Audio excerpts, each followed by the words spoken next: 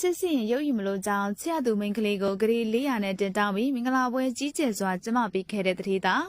အခုရပိုင်းမြန်မာနိုင်ငံရဲ့ဆိုရှယ်မီဒီယာတစ်ခုလုံးမှာမင်္ဂလာပွဲသတင်းတစ်ပုဒ်ကတော့ရေပန်းအစားဆုံးစိတ်ဝင်စားမှုအခမ်းအနားဆုံးဖြစ်လို့နေပါတယ်။အဲ့ဒီမင်္ဂလာပွဲကတော့ပြီးခဲ့တဲ့ရက်ပိုင်းကမြန်မာနိုင်ငံရဲ့နာမည်ကျော်ကျင်ငါးဝင်အဆင့်ရှိဟိုတယ်ကြီးတစ်ခုမှာခဏချေဝါစာကျင်းပခဲ့တဲ့အိန္ဒိယရိုးရာမင်္ဂလာပွဲကြီးတစ်ပွဲပဲဖြစ်ပါတယ်။ဒီပွဲကတာမန်မင်္ဂလာပွဲတွေလုံးမဟုတ်ပဲမြန်မာကျပ်ငွေဂရီ400ကျော်တန်ဖိုးရှိတဲ့တင်တောင်းငွေပမာဏကြောင့်လူတိုင်းရဲ့ပါးစပ်ဖျားမှာပြောစမှတ်တွင်ခဲ့ရပါတယ်။ဒီမင်္ဂလာပွဲကြီးရဲ့အားတင်စရာအချက်ကတော့တင်တောင်းငွေပမာဏပါပဲရှင်။ဂရီပေါင်း400ကျော်ဆိုတဲ့ငွေကြေးပမာဏကတကယ်ကိုမယုံနိုင်စရာဖြစ်ပြီးအဲ့ဒီလိုတန်ဖိုးပမာဏများပြားတဲ့တင်တောင်းငွေနဲ့ညီမျှတဲ့လက်ဝတ်ရတနာတွေကိုလည်းနိုင်ငံကျော်ဇွဲထက်ရွှေဆိုင်ကြီးကနေဝယ်ယူခဲ့တာလို့သိရပါတယ်။မင်္ဂလာပွဲမကျင်းပမီမှာသူတို့သားကိုယ်တိုင်ကသူတို့သမီးလေးအတွက်ဒီလက်ဝတ်ရတနာတွေကိုတေချာကီယိုတဆက်ရွေးချယ်ပြီးတော့ဝယ်ယူပေးခဲ့တာပဲဖြစ်ပါတယ်။ဒီတင်တောင်းငွေပမာဏကသူတို့သားဘက်ကတင်တောင်းငွေတက်တက်သားဖြစ်ပြီးမင်္ဂလာပွဲရဲ့စုစုပေါင်းကုန်ကျစရိတ်တွေပတ်ဝန်းကျင်တော့မရှိသေးပါဘူး။